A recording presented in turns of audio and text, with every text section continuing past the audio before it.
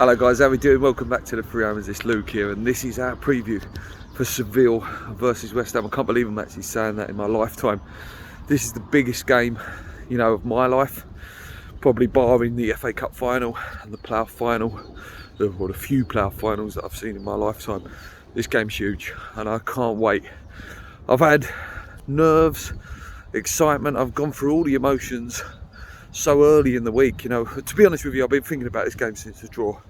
You know, I know we've had a couple of games in between that draw, but this game is massive. It's such a huge opportunity to, you know, get through and play a glamour team, something we've been wanting. You know, what is the point? I see Gio say at Hammers Chat all the time, what's the point of playing 38 games, qualifying, and, you know, and not going for it? You know, this is what you want. This, as a team, this is your big moment.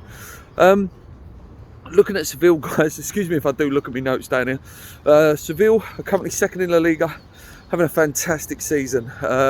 Quite a few points ahead of Barcelona, but in the same respect, quite a few points behind Real Madrid as well. They are a top side, let's not forget that. They're huge, huge pedigree in the Europa League. You know, they've won it so many times. They've got some good players, as I've mentioned, you know, in a few videos recently.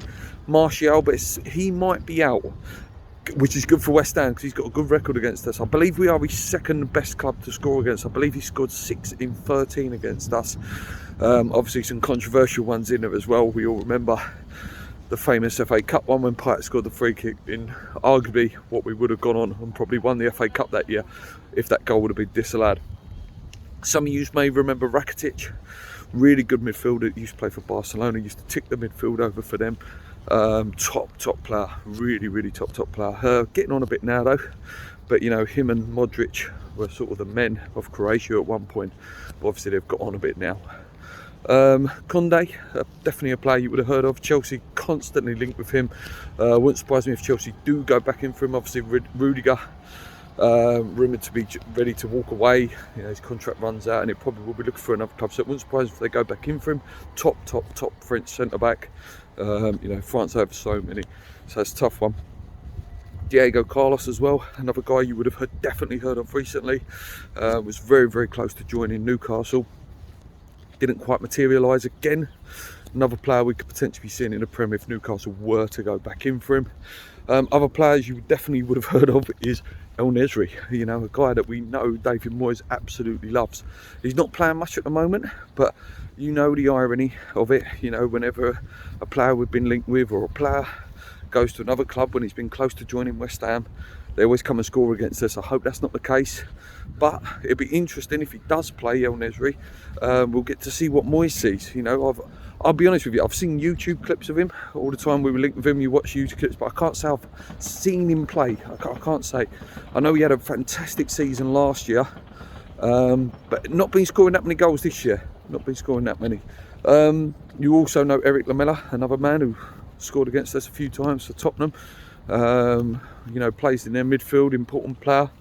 And the other one you will definitely know, there's two actually that you will know, former Man City players. You've got Jesus Navas. You would know him as a right winger for Man City, but he sort of reinvented his career and he now plays right back for them.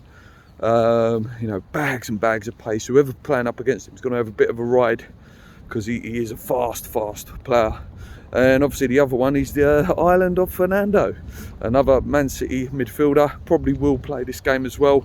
I know they've got a couple of problems, a couple of players out. Delaney's out for them, who's a massive player.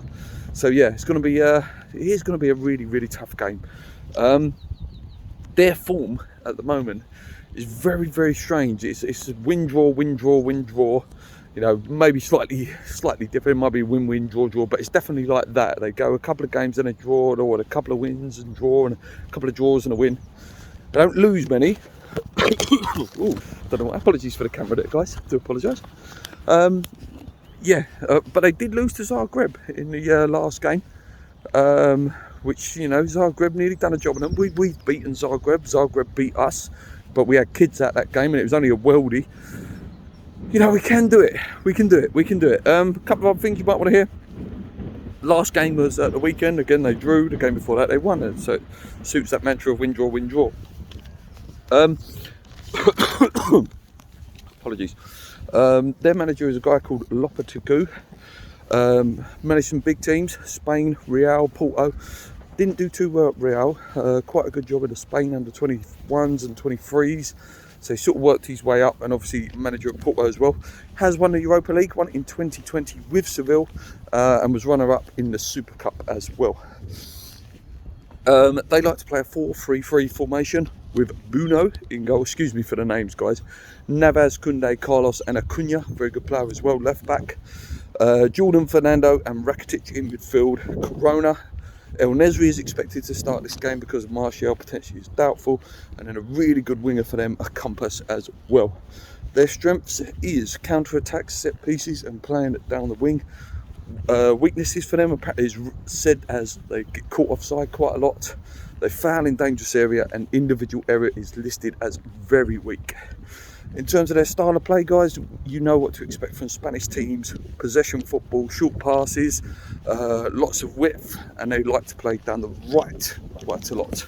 So that's going to be, you know, something that Moyes has probably looked at, and we know he's been talking to Jurgen Klopp about how to get the best out of this.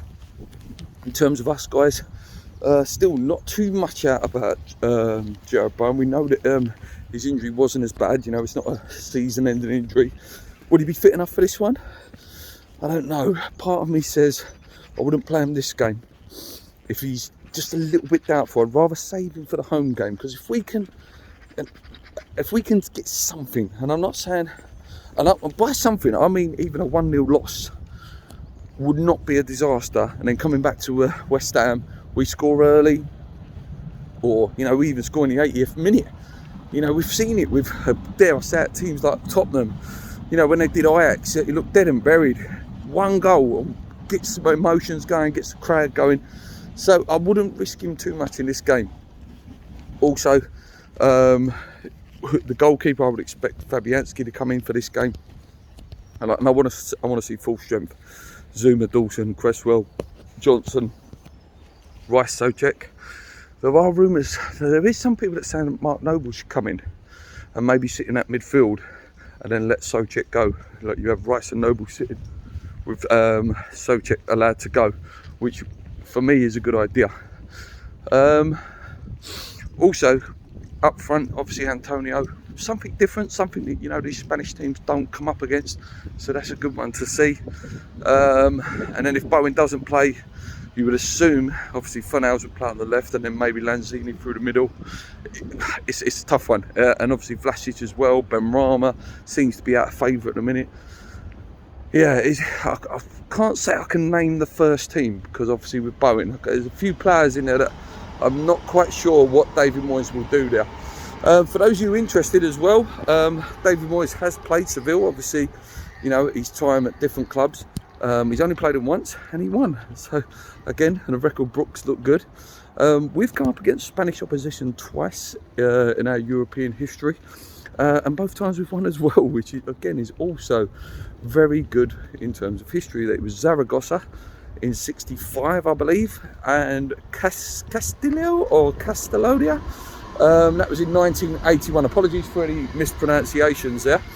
But yeah, listen, if we play like we did the weekend against Liverpool, which I thought we played quite well, to be honest, we're defensively solid, we just got to take chances. If we get a couple of chances and we can put one away, we've got a chance. We've got a chance. We can't be fearing. But at the end of the day, Liverpool and other teams like Chelsea and stuff that we've beaten this year, I know we were in better form back then, can't fear them. 1-0 is not a disaster. 1-0 loss is not a disaster. And I would argue 2-0 loss. I don't want it, but a 2-0 loss would not be a disaster for me. Because back at London Stadium, atmosphere, an early goal, there's a chance that, listen, it's a long game. It's a long, long game. Don't get too disheartened if we do go down a couple of goals. We've got a chance. If we get a goal out there, fantastic. I'm gonna be a little bit pessimistic. I'm gonna say I think we'll lose this one 1-0, 1 or 2. I think 1 or 2-0. I don't think we'll score. It's got bad feeling that we won't score. But at London Stadium, I think we'll give them a good game. But yeah, we have to see. We have to wait and see. Obviously, Aston Villa the weekend as well. A game, in my opinion, I think it's a tough one, but I don't know. I think I'd throw that game if it depended on the Seville result on Thursday. Yeah, let me know what you guys think. Sorry for a few of the camera angle issues there. I pressed a couple of buttons as I'm walking along there by accident. Hope you've enjoyed this preview. Obviously, I couldn't do a preview at home. I didn't have time this morning. But yeah, hope you've enjoyed the preview, guys. Please hit the like button, comment, subscribe. Keep believing, guys. We can do something this year. Let's go.